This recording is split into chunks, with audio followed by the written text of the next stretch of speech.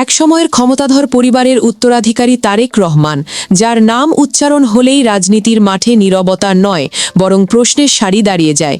লন্ডনের আরামদায়ক দূরত্ব থেকে দেশের রাজনীতি পরিচালনার এই অনন্য মডেলটি ইতোমধ্যে রাজনৈতিক বিজ্ঞানের নতুন অধ্যায় খুলে দিয়েছে। নাম দেওয়া যায় রিমোট কন্ট্রোল ডেমোক্রেসি। খাম্বা তারেক নামে পরিচিত এই নেতা মাঠের রাজনীতিতে যতটা অনুপস্থিত, বক্তব্যে ততটাই সর্বব্যাপী। কর্মীদের কাছে তিনি যেন এক ধরনের অদৃশ্য অনুপ্রেরণা। দেখা যায় না, কিন্তু সব সিদ্ধান্ত নাকি সেখান থেকেই আসে। রাজপথে যেখানে ঘাম ঝরে, সেখানে তারেক রহমানের রাজনীতি মূলত বিবৃতি নির্ভর। কম ঘাম, বেশি শব্দ। নির্বাচন, আন্দোলন কিংবা জনগণের দুঃখ, সব কিছুর প্রতিক্রিয়া আসে ঠিকই, তবে টাইম জোন মিলিয়ে। দেশের বাস্তবতায় যখন মানুষ লাইনে দাঁড়িয়ে থাকে, তখন নেতৃত্ব আসে ভার্চুয়াল লাইনে। প্রশ্ন জাগে, এই নেতৃত্ব কি জনগণের কণ্ঠ শোনে, নাকি শুধু প্রতিধ্বনি শুনতেই অভ্যস্ত? দলের ভেতরে তার অবস্থান এমন যে সমালোচনা মানেই শিষ্টাচার বহির্ভূত কাজ।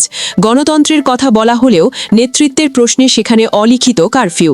খাম্বা তারেক যেন এমন এক প্রতীক, যাকে ঘিরে আলোচনা হয় কিন্তু সিদ্ধান্তে প্রশ্ন তোলা যায় না। সবশেষে বলতে হয়, রাজনীতি যদি জনগণের পাশে দাঁড়ানোর নাম হয়, তাহলে দূরত্ব কখনো কখনো কেবল ভৌগোলিক থাকে না, তা হয়ে ওঠে নৈতিকও।